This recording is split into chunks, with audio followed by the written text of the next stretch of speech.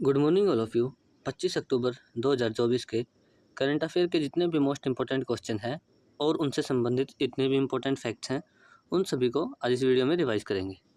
तो पहला क्वेश्चन है, प्रतिवर्ष संयुक्त राष्ट्र दिवस कब मनाया जाता है, यानी कि UNO डे कब मनाया जाता है। ये मनाया जाता है 24 अक्टूबर को। UNO यानी कि संयुक्त राष्ट्र की स्थापना 24 अक्टूबर 1945 को हुई थी। इसकी स्थापना का श्रेय अमेरिका के पूर्व राष्ट्रपति डी रूजवेल्ट को जाता है। इनके निर्माण के समय जो बैठक हुई थी उस बैठक में टोटल 51 देशों ने भाग लिया था। 51 में से 50 ने इसकी स्थापना में साइन कर दिए थे स्थापना के लिए, और एक देश पोलैंड देश ने इस पर साइन नहीं किए थे। यूएनओ का मुख्यालय मैनहट्टन द्वीप न्यूयॉर्क में स्थित है। यूएनओ डे की शुरुआत 24 अक्टूबर 1973 को हुई थी, यानी कि 1973 के बाद यूएनओ डे मनाया जाने लगा। इंपॉर्टेंट पॉइंट्स हैं, यूएनओ के कुल कितने अंग हैं? ये हैं 6 अंग। नाम क्या क्या है? महासभा, सुरक्षा परिषद, आर्थिक व सामाजिक परिषद, सचिवालय, अंतर्राष्ट्रीय न्यायालय और संयुक्त राष्ट्र न्याय परिषद। संयुक्त राष्ट्र के पहले महासचिव कौन थे? ट्रिग्वे ली। संयुक्त राष्ट्र के वर्तमान महासचिव कौन है? एंटोनियो गुटेरेस, जो कि पुर्तगाल के रहने वाले हैं। संयुक्त राष्ट्र महासभा के 79वें स्तर के अध्यक्ष कौन है? फिलेमोन यंग, जो कि कैमरून के रहने वाले हैं। संयुक्त राष्ट्र में भारत के स्थायी प्रतिनिधि कौन है? पर्वत नैनी हरीश। संयुक्त राष्ट्र संघ की किस अंग का मुख्यालय न्यूयॉर्क में नहीं है? अंतर्राष्ट्रीय न्यायालय का, और सभी का जो मुख्यालय है वो न्यूयॉर्क में ही स्थित है, लेकिन एक जो अंतर्राष्ट्रीय न्यायालय है उसका द हैग में स्थित है। अंतर्राष्ट्रीय न्यायालय में न्यायाधीशों की संख्या कितनी होती है? 15 न्यायाधीश होते हैं। नेक्स्ट क्वेश्चन है, हाल ही में चर्चा में रहा करतारपुर कॉरिडोर का संबंध किससे है?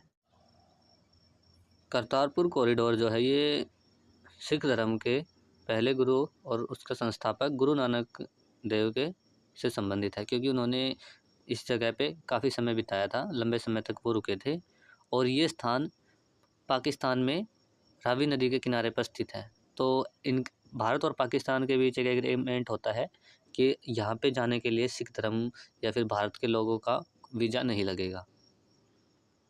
तो आइए जान लेते हैं। करतारपुर कॉरिडोर एग्रीमेंट भारत और पाकिस्तान के बीच होता है।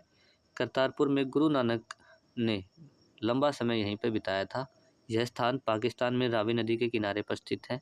यह एग्रीमेंट 2019 में हुआ था। इस स्थान पर भारत के लोग बिना वीज़ा भी यात्रा कर सकते हैं। और यह जो एग्रीमेंट है 2024 में ख़त्म होने वाला था, लेकिन इस एग्रीमेंट को 24 अक्टूबर 2024 से 5 वर्ष के लिए आगे एक्सटेंड कर दिया गया है। इम्पोर्टेंट पॉइंट्स हैं, सिख धर्म के संस्थापक कौन थे? गुरु नानक देव। सिख धर्म के 10वें और अंतिम गुरु कौन थे? गुरु गोविंद सिंह। सिख धर्म के 9वें गुरु कौन थे? गुरु तेग बहादुर। खालसा पंथ की स्थापना करने वाले जो गुरु थे वो कौन से थे? गुरु गोविंद सिंह, इनकी स्थापना की थी 1699 में। सिंधु जल समझौता ये किन दो देशों के बीच हुआ था? इंडिया प्लस पाकिस्तान के बीच हुआ था 1960 में, और ये समझौता विश्व बैंक द्वारा करवाया गया था। हाल ही में भारत और किस देश के मध्य गश्ती समझौता हुआ है? इंडिया और चीन के बीच। 3 बीघा कॉरिडोर समझौता किन देशों के बीच हुआ है? भारत और बांग्लादेश, और ये 100वां संविधान संशोधन था।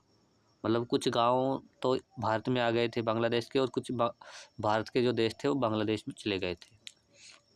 हाल ही में भारत ने कहाँ पर रुपए कार्ड को लॉन्च किया है? ये किया है मालदीव में टूरिज्म के लिए। मतलब भारत के जो लोग जाएंगे मालदीव में घूमने के लिए तो वो इस कार्ड का यूज़ कर सकते हैं।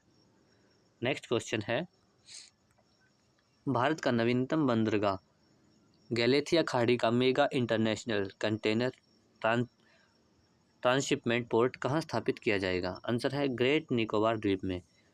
Mega international container transshipment port Bharat का नवीनतम 13वें नंबर का बंदरगाह है। इसकी स्थापना ग्रेट निकोबार द्वीप की गैलेथिया खाड़ी में की गई है। यह अंतर्राष्ट्रीय व्यापार मार्ग पर स्थित है। इसका सबसे बड़ा बेनिफिट यही होगा कि ये जो अंतर्राष्ट्रीय जो व्यापार मार्ग है उसी पर बनाया गया है। इससे जो पहले 12वें नंबर का जो बंदरगाह था वो था कमराज पोर्ट, जो कि चेन्नई में स्थित है। उसके बाद है इम्पोर्टेंट पॉइंट्स। 10 डिग्री चैनल किनके बीच स्थित है? लिटिल अंडमान और निकोबार के बीच। 9 डिग्री चैनल किनके बीच स्थित है? अंडमान और निकोबार द्वीप समूह के बीच। जारवा, सेंटलीज, शेपमैन, ये सभी जनजाति कहाँ पे पाई जाती हैं? अंडमान निकोबार में। अंडमान निकोबार कौन सी हाई कोर्ट के जो अधीन आता है? कलकत्ता हाई कोर्ट के। भारत का जो दक्षिणतम बिंदु है वो कौन सा है? इंदिरा पॉइंट या फिर मैंगलेनियन पॉइंट। और बात करें अगर उत्तर की, उत्तर में का कौन सा बिंदु है? तो वो है इंदिरा कॉल। नेक्स्ट क्वेश्चन है, हाल ही में चौथी परमाणु पनडुब्बी अरिदमन S4 कहाँ पर लॉन्च हुई है? आंसर है विशाखापट्टनम में। भारत की पहली परमाणु पनडुब्बी थी INS अरिहंत, दूसरी थी INS अरिघात। ये दोनों तो है जो है भारत द्वारा खुद से निर्मित हैं, लेकिन जो फिर तीसरी थी INS चक्र, ये रूस से आयात की गई है। और चौथे नंबर की अभी हुई है INS अरिदमन, जो कि इसे विशाखापट्टनम में लॉन्च किया गया है। भारत की पहली स्वदेशी निर्मित अरिहंत थी और दूसरी है अरिघात। और तीसरी जो INS चक्र है, इसे भारत ने रूस से खरीदा था। इम्पोर्टेंट पॉइंट्स है, भारत की नवीनतम 6वें नंबर की डीजल संचालित पनडुब्बी कौन सी है? INS फागशीर। भारत का पहला सर्वेक्षण जहाज कौन सा था? INS संध्यायक। परमाणु बम के जनक कौन है? ओपनहाइमर। पिंच ब्लेड किसका ऐसक है? यूरेनियम का। जादूगोंडा की खान कहाँ पे स्थित है? झारखंड में स्थित है। नेक्स्ट क्वेश्चन है, हाल ही में एशियाई विकास बैंक का 69वां सदस्य कौन बना है? आंसर है इजराइल। एशियाई विकास बैंक यानी कि एशियन डेवलपमेंट बैंक की स्थापना 19 दिसंबर 1966 को हुई थी। इसका मुख्यालय मनीला में स्थित है।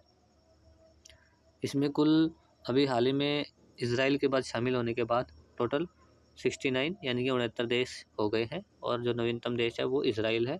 आपको ये याद रखना है। इम्पोर्टेंट पॉइंट्स है, एशियन डेवलपमेंट बैंक के उपाध्यक्ष कौन है? वो है अशोक लवासा। ये भारत के रहने वाले हैं, तो इसके लिए आपको इम्पोर्टेंट हो सकता है। इजराइल की संसद का नाम क्या है? नीसेट। इजराइल के प्रधानमंत्री कौन है? Benjamin Netanyahu. इजराइल की मुद्रा का नाम क्या है? New shekel. New development bank का नवीनतम सदस्य भी हाल ही में कौन बना है? अल्जीरिया। शंघाई सहयोग संगठन का 10वां नवीनतम देश जो सदस्य है वो कौन बना है? बेलारूस। ब्रिक्स के नवीनतम सदस्य देश कौन कौन से हैं? ये 5 देश हैं वो शामिल हुए हैं, ईरान, सऊदी अरब, UAE, मिस्र और इथोपिया। अंतर्राष्ट्रीय मुद्रा कोष के 190वां नवीनतम सदस्य कौन से देश है? एंडोरा। नेक्स्ट क्वेश्चन है, हाल ही में हीरो महिला गोल्फ ओपन टूर्नामेंट कहाँ प्रारंभ हुआ है? आंसर है हरियाणा। हरियाणा के गुरुग्राम में यह प्रारंभ हुआ है। 16वें क्रम का हीरो महिला गोल्फ ओपन टूर्नामेंट का आयोजन गुरुग्राम हरियाणा में होगा। इसमें कुल 31 देशों के टोटल मिला के 114 खिलाड़ी इसमें भाग लेंगे। इसमें जीतने वाली जो भारत की पहली महिला कौन थी इसमें जो जीती थी पहले? वो थी अदिति अशोक। इन्होंने 2016 में इसे जीता था। भारत की तरफ से इसमें इस बार जो है दीक्षा डागर भाग लेंगी, जो कि हरियाणा की है। इंपॉर्टेंट पॉइंट्स हैं, राइडर कप का संबंध किससे है? गोल्फ से। टाइगर वुड्स किस खेल से संबंधित है? ये बहुत ही गोल्फ के बहुत प्रसिद्ध खिलाड़ी हैं, तो एग्जाम्स में आ सकते हैं, आपको याद रखना है। गोल्फ। हाल ही में 2024 का अर्जुन अवार्ड किसे मिला है? दीक्षा डागर को। ये भी हरियाणा की रहने वाली है और गोल्फ से संबंधित है। पहला कॉमनवेल्थ गेम्स कहाँ पर आयोजित हुआ था? ये हुआ था हैमिल्टन कनाडा, और 1930 में आयोजित हुआ था।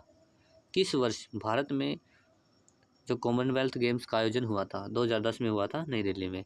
2022 के कॉमनवेल्थ में भारत ने कुल कितने पदक जीते थे? ये जीते थे 61। लेकिन आपको एक चीज़ और याद रखनी है, जो 2026 में भी हाल ही में होगा, कॉमनवेल्थ होंगे, इसमें पहले टोटल 18 गेम्स होते थे, लेकिन अब ये ग्लासगो में, और उन्होंने बोल दिया है कि हम इतने गेम नहीं करवा सकते, तो ये टोटल 10 ही गेम करवाएंगे। इसमें टेबल टेनिस, बैडमिंटन, क्रिकेट, कुश्ती, ऐसे काफ़ी गेम्स है जो बाहर कर दिए हैं। और पिछली बार जो है 2022 में 61 में से 31 जो मेडल हैं वो भारत ने इन्हीं गेमों में जीते थे जिन गेमों को बाहर कर दिया गया है। तो ये भी आपको याद रखना है कि 2026 के जो कॉमनवेल्थ गेम्स का आयोजन है वो ग्लासगो स्कॉटलैंड में होगा। नेक्स्ट क्वेश्चन है, हाल ही में global anti racism championship award 2024 की विजेता उर्मिला चौधरी का संबंध किससे है? आंसर है नेपाल से।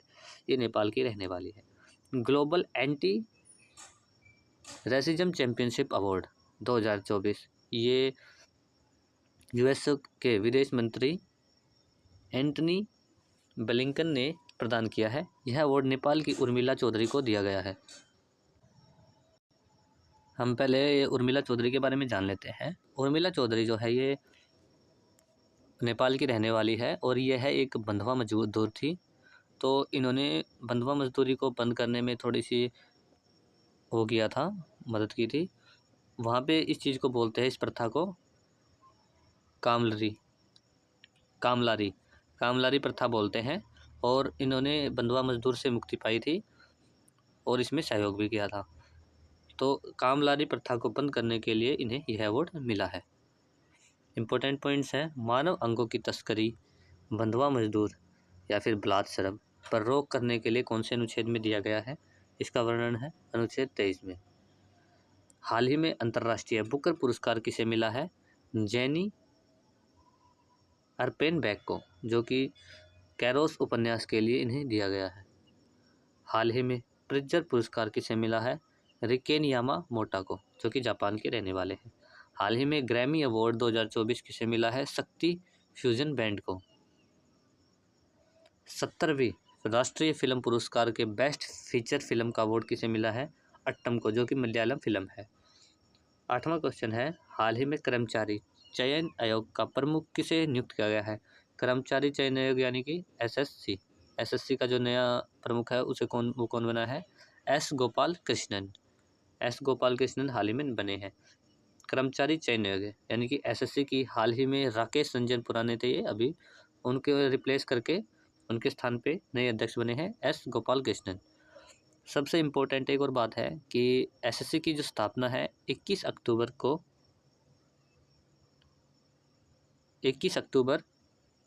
अक्टूबर 1975 को हुई थी। लेकिन जब इसका निर्माण हुआ था तो उस समय इसका नाम जो है एसएससी नहीं था।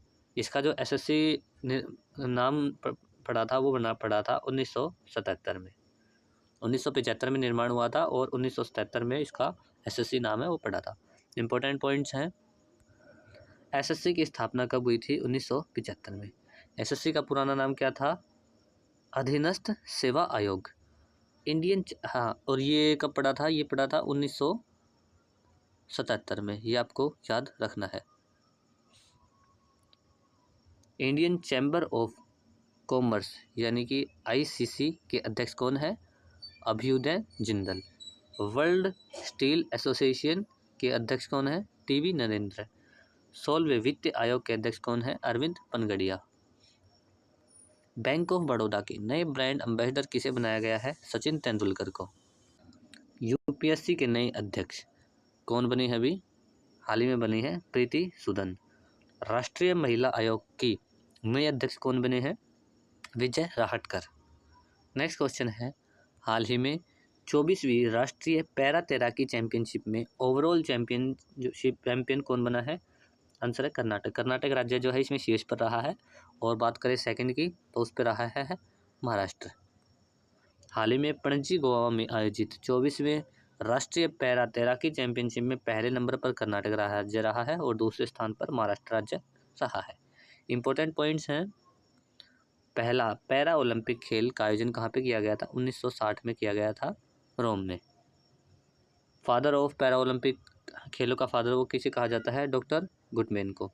पैरा ओलंपिक खेल 2024 में भारत के जो स्वर्ण पदक थे टोटल कितने थे? 7 पदक थे। और कुल पदक की बात करें तो ये थे कुल 29। और बात करें अगर रैंक की तो रैंक कौन सी थी?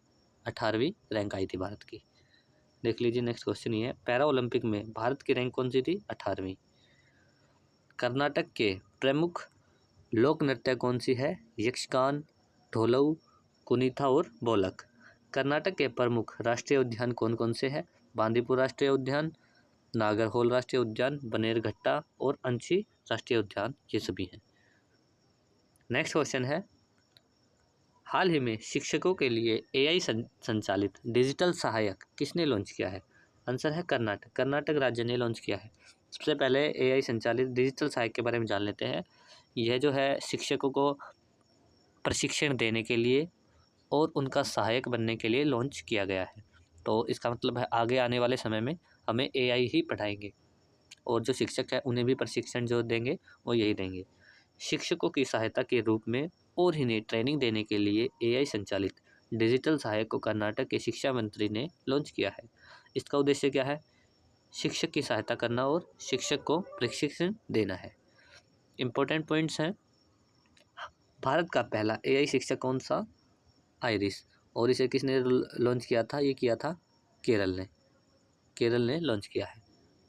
भारत की पहली एआई फिल्म कौन सी है? इरा। विश्व का पहला एआई राजदूत कौन है? विक्टोरिया, जो कि यूक्रेन ने लॉन्च किया है। विश्व का पहला रोबोट जिसे नागरिकता प्रदान की गई है वो कौन है? उसका नाम है सोफिया और सऊदी अरब ने इसे नागरिकता प्रदान की है।